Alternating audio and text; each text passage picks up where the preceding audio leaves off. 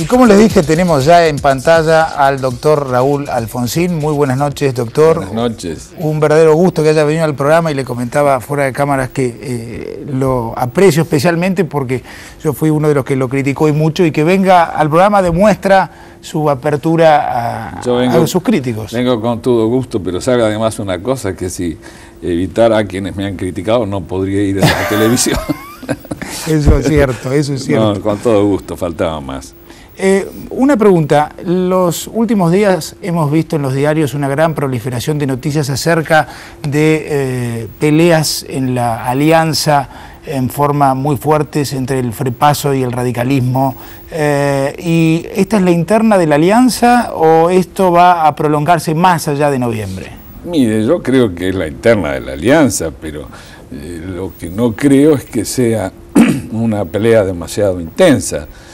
Yo le pido que usted piense en la interna justicialista o en la interna de la Unión Cívica Radical. ¿Por qué no vamos a decirlo? A veces nos decimos lindezas tremendas, o en cualquier país, ¿verdad?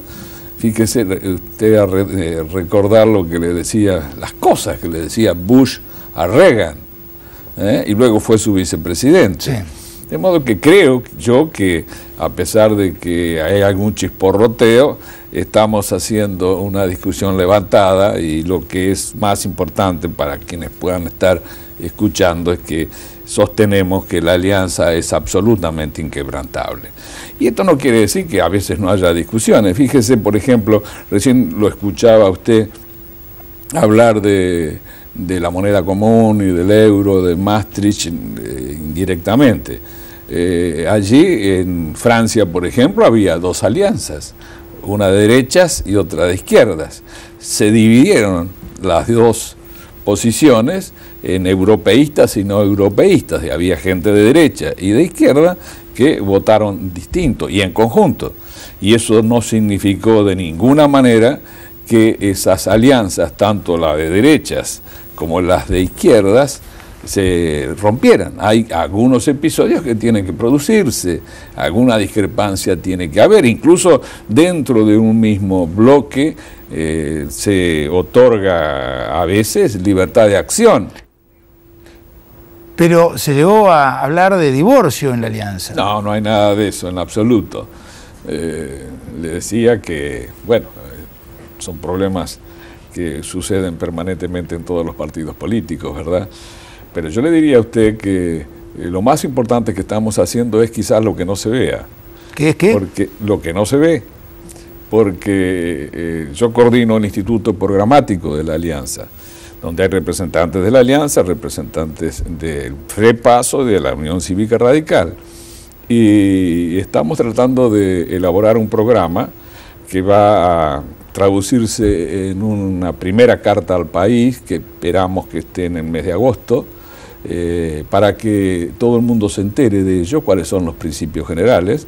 Vamos a llegar a todas las organizaciones intermedias, y más adelante con un programa ya de plataforma, que tampoco será el que vamos a proponer definitivamente. Escucharemos la respuesta del pueblo argentino, y entre todos, y esto con un año de anticipación. Ahora, al llegar haciendo... Sí. Al llegar a las organizaciones intermedias, ¿no tiene miedo que se le corporativice la propuesta? No, puede haber, desde luego, cada una de las organizaciones intermedias que mirará todo, observará la filosofía, los principios generales, y hará sus observaciones principalmente, claro está, de acuerdo a lo que le preocupe desde el punto de vista específico de su actividad. Pero esto no importa de por sí de que vayamos a aceptar que se corporativice todo, ¿verdad? De ninguna manera, aunque yo creo que es muy importante tener la opinión de los distintos sectores. ¿En qué puntos hay acuerdo y en qué puntos hay fundamentales desacuerdo entre el Frepaso y el radicalismo en estos cuerpos técnicos? Mire, yo creo que no hay discusión emblocada, que es una cosa muy linda. Las discusiones son cruzadas. Es decir, no se reúne primero la gente del Frepaso con la gente de la Unión, o la gente de la Unión Cívica Radical, sino que vamos allá con nuestras ideas. Entre todos vamos corrigiendo documentos que preparan diversas comisiones.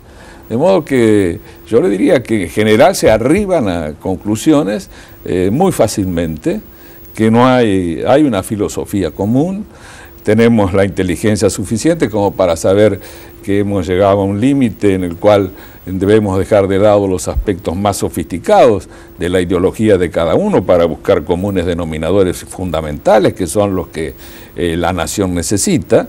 De modo que yo le diría que no hay ningún tipo de discrepancia de fondo.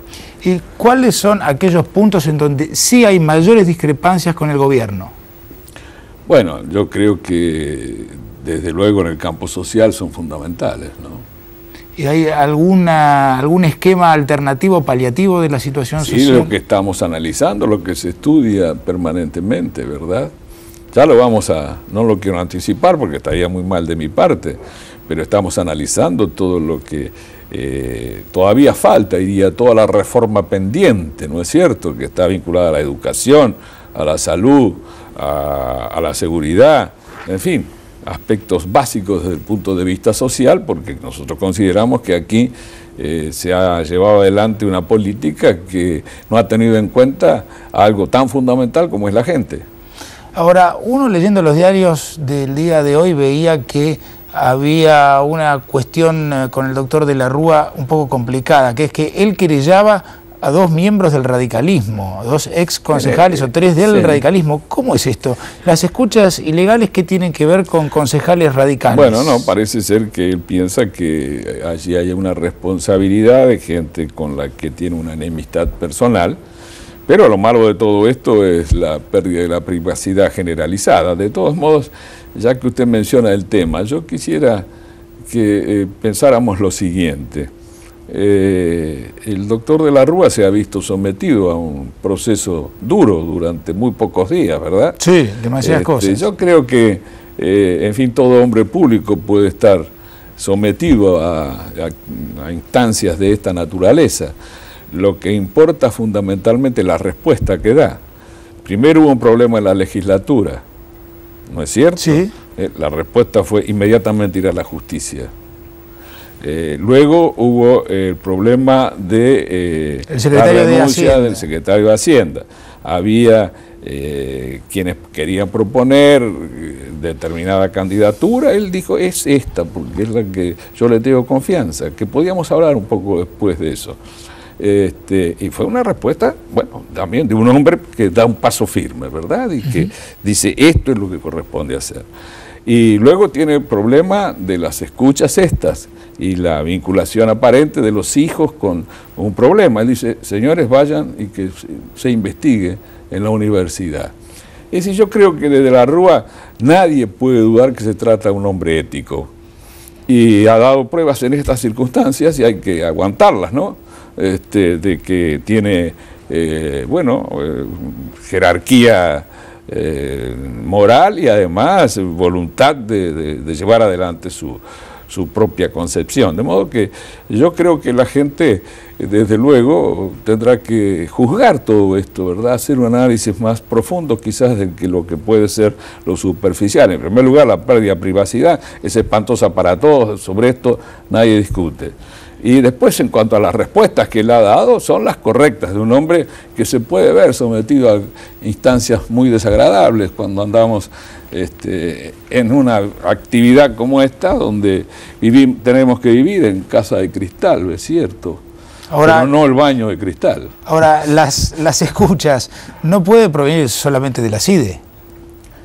No, ya ve que, sin embargo, hay sistemas muy modernos que, por ejemplo, dicen, no sé si será cierto, pero que hasta en los celulares, si con determinado trabajo se pueden transformar en micrófonos, ¿no? Como en las películas de James Bond. No, yo conozco una más vieja, La conversación, de Gene Hackman. ¿No recuerda usted? Claro que de pantalones cortos la tiene que haber visto.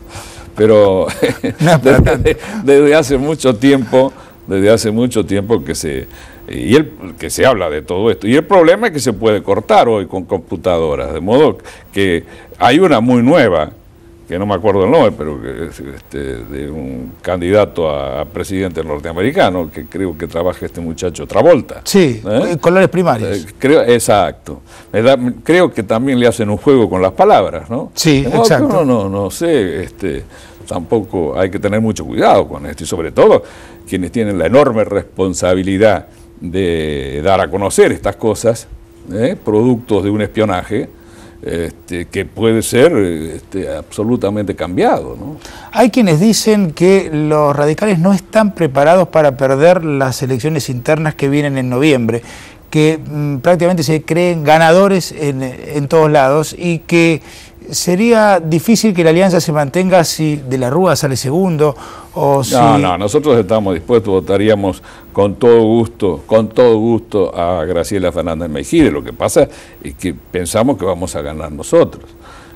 Yo con todo respeto hacia ella, que se lo merece, por supuesto, no es que esté haciendo una adulación, con todo respeto, pienso que De la Rúa tiene más experiencia, que no solo es un gran jurista, que eso a lo mejor no se precisa tanto, pero sí ha tenido una actuación en la Cámara de Diputados y en el Senado de la Nación que ha abarcado la más diversa problemática del país, de modo que hay una experiencia importante que yo creo que, en fin, lo que me gustaría a mí es que fuera una sola fórmula, ¿no? Desde luego. Y De la Rúa me ha dicho a mí, y lo ha dicho públicamente, si yo salgo segundo voy a ir de vicecandidato a vicepresidente. ¿Y quién va como jefe de gobierno? Porque ese es el puesto bueno, vital. El jefe de gobierno, usted se está adelantando mucho. Mire, yo creo que... No falta tanto. Le voy a decir una cosa que se la digo yo absolutamente a título personal. Yo creo que hay que tener mayorías en el Congreso y si es necesario que haya un jefe de gobierno que no esté de acuerdo, de luego, con todo esto que está sucediendo, que tenga un sentido social distinto, que piense en la gente, que es como siempre ha pensado el justicialismo. Si hay que poner un hombre de justicialismo de jefe de gobierno, yo no tendría inconveniente. ¿Un justicialista? Yo, Raúl Alfonsín, no complico a nadie, como yo no soy candidato a nada, a veces puedo decir algo que otros no deben decirlo, Bueno, pero eso coincide con lo que Álvarez ha venido diciendo en el sentido de la pata peronista de la alianza. Nosotros hemos hablado de eso también, que es decir, la convocatoria nuestra tiene que ser una convocatoria a las mayorías. Nosotros tenemos que estar por encima de divisiones partidistas que pueden no tener sentido en la situación en que nos encontramos. Y solamente vamos a poder llevar adelante la solución que queremos si tenemos las mayorías detrás. Si no, no se puede. Y a esto no lo aprendí en los libros. No, seguramente. Entonces yo creo ya en las elecciones pasadas no votó parte del peronismo, ¿verdad? Yo creo que hay que seguir también en esa línea de pensamiento, buscando esos comunes denominadores. Yo afirmo siempre que un pueblo recién es una nación cuando define objetivos comunes y se dispone a luchar en conjunto para concretar esos objetivos comunes. Entonces lo que importa es que veamos entre todos, por eso la necesidad de plantear al pueblo cuál es el programa que queremos, para no decirle esto es lo que vamos a hacer. Lo que importa es que esos comunes denominadores sean la expresión cabal de un acuerdo explícito. Fíjese, yo llego al gobierno en el 83 con un acuerdo implícito, pero con un objetivo, la democratización. Entonces era muy endeble, muy lábil ese acuerdo implícito. Ni bien nos empezamos a ocupar de los diversos problemas del país, se va resquebrajando, ¿no es cierto? Claro. Porque la gente que me había votado a lo mejor por muy poquito, porque a lo mejor se decidió por nada más que porque tuvo más confianza en que podíamos desarrollar una actividad democrática, pero allí estaba. Pero entre la gente que nos votaba había opiniones muy diversas en el campo social, en el campo económico, en fin. Ahora no, porque hay un acuerdo expreso, va a ser consultado al pueblo y además no será el punto de democratización. Es un abanico enorme de problemas que vamos a procurar que se comprenda que es necesario solucionar, y entre ellos algunos que tienen yo diría, son las que constituyen o forman una cuestión de Estado. Ahora, uno observa, ¿no?, un gran movimiento en la alianza, un gran movimiento en el gobierno también preparándose, un relativo movimiento del partido de Cavallo, pero los tres defienden la convertibilidad. ¿Qué garantías hay para la gente de que las cosas van a cambiar si la alianza es gobierno? Mire, yo creo que las garantías vamos a poderlas... ¿Le puedo pedir ir a la respuesta después del corte? Sí, porque no. nos estamos quedando sin tiempo. No, después del corte continuamos con el doctor Alfonsín. Y bueno, quedó la pregunta pendiente, ¿no? Sí, cómo no. Mire, yo creo que nosotros no es que estemos a favor ni en contra, es un hecho del que por ahora nadie puede pensar en salir, porque una devaluación significaría gravísimos problemas para toda la gente que, bueno, está endeudada por lo general en un alto porcentaje, tal vez en la mitad, en dólares, gente y empresas. Más también. También para el país y su propia deuda, ¿verdad? De modo que, pero al mismo tiempo también sabemos que hay problemas que pueden suscitarse en motivo de la necesidad de exportar que tiene el país. Después tendremos que tomar medidas también que de alguna manera compatibilicen nuestros cambios con el Brasil en la medida en que se aumente la dimensión del comercio conjunto y con otras partes del mundo. Yo creo que esto es una cuestión de Estado. Yo sacaría de la competencia política de manera absoluta este tema. Y si hay que analizar, porque de pronto la situación ha cambiado, la necesidad de producir un episodio de esta naturaleza, evidentemente tendríamos que trabajar como argentinos, no como hombres y mujeres representantes de una fuerza política, porque es una cuestión de Estado. Recién hablaba usted de la moneda. Usted sabe que cuando empezamos la integración con el presidente Sarney, hablamos de... Pero era una moneda contable, una moneda... Una unidad de cuenta. Una unidad de cuentas, el gaucho, para ellos gaucho, para nosotros, porque habíamos buscado una palabra... No, ahora se habla de otra cosa. Ahora se habla de otra cosa, que, como usted dijo muy bien, evidentemente faltará bastante todavía para que se llegue a eso. Pero bueno, lo importante de todo esto es que, además usted me preguntaba qué garantías tiene la gente de que le conviene. ¿De que Cavallo no garantiza más la convertibilidad? De que bueno, no, yo creo que en la medida, nosotros lo que tenemos que actuar es al servicio de la gente. Es decir, nosotros creemos que no puede haber un Estado desertor. Creemos, aquí otra vez mi palabra, porque hay otros términos para utilizar esto, a mí me dicen que soy anacrónico cada vez que digo esto, estado de bienestar, que sin embargo es lo que yo creo que tiene que hacer el Estado, servir a la gente.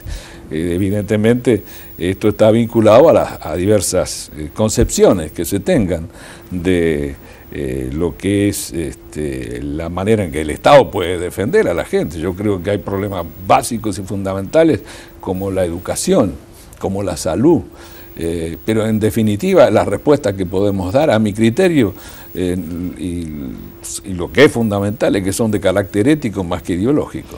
Ahora, usted mencionó hace un rato la posibilidad de que haya ciertos acuerdos con políticos del justicialismo. ¿Cuáles se encuentran más cerca hoy? ¿Con cuáles pueden dialogar más? No, sentarse sin pelearse. No. Le pido disculpas, si yo doy un nombre soy imprudente. O sea, hay un nombre. No hay un nombre, pero yo creo que tiene que haber, sobre todo después que se produzcan las elecciones. Porque yo creo que si la alianza, como estoy convencido, va a triunfar, lo que tiene que buscar después de triunfar es la gobernabilidad. No con la concepción neoconservadora, que dice que, como Huntington, por ejemplo, que afirma que cuando hay demasiado reclamo sobre un sistema no es gobernable.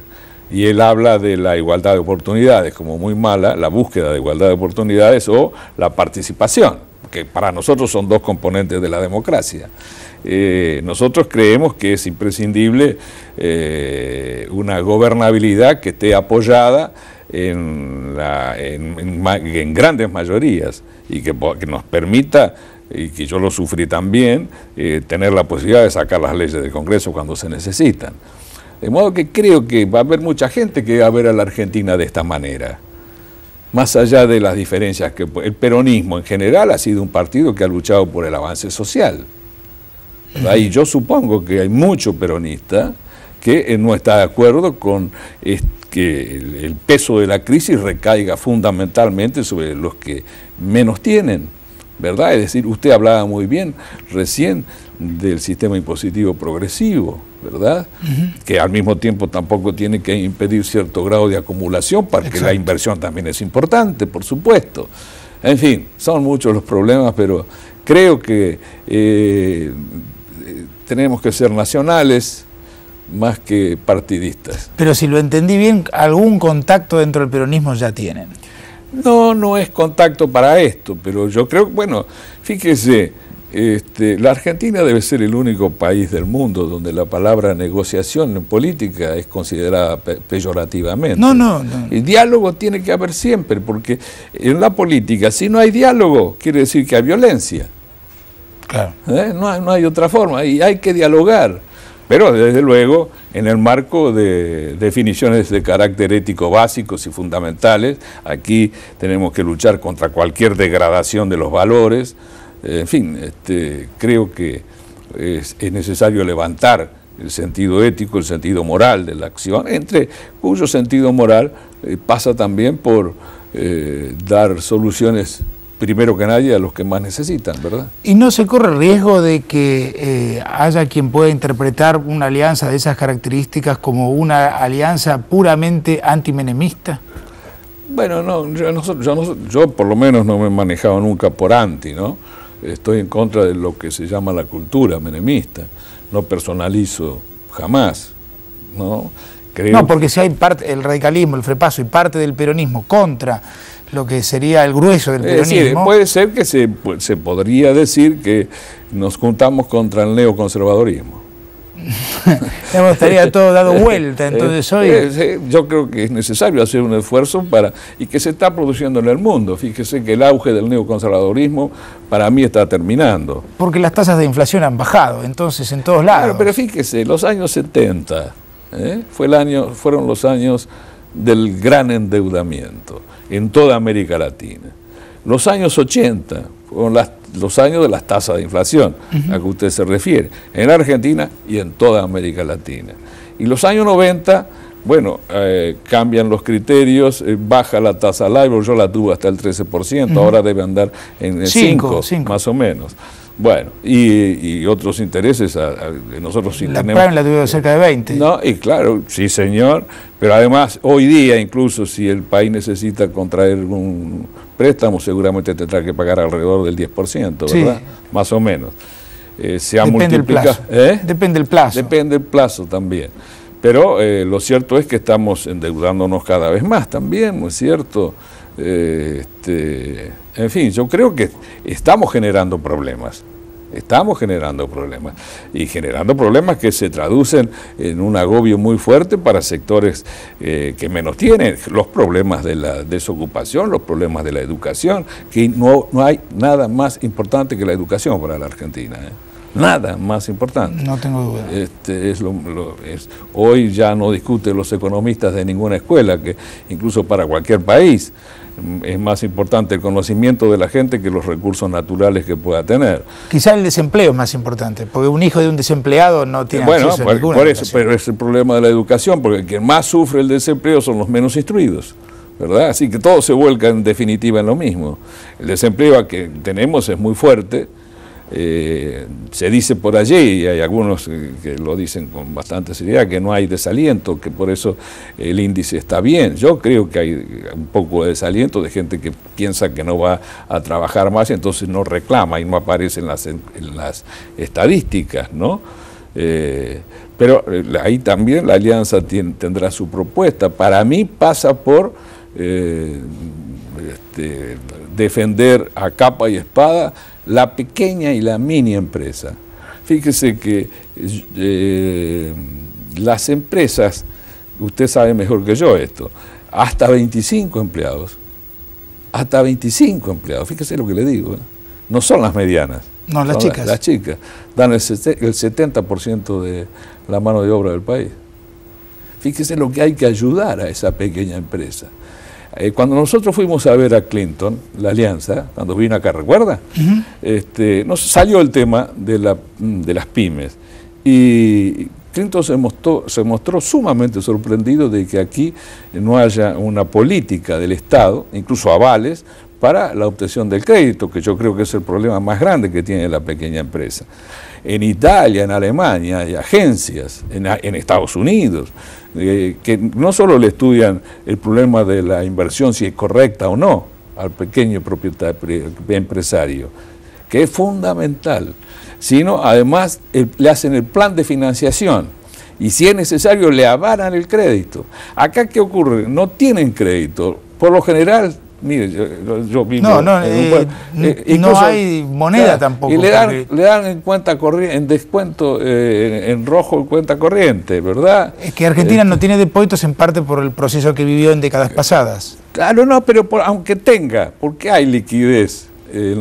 No hay falta de liquidez en los bancos, pero tienen miedo que la pequeña empresa se insolvente. No devuelva. Porque tiene problemas luego a lo mejor con el fisco, ¿verdad? Entonces se insolventa y no cobra.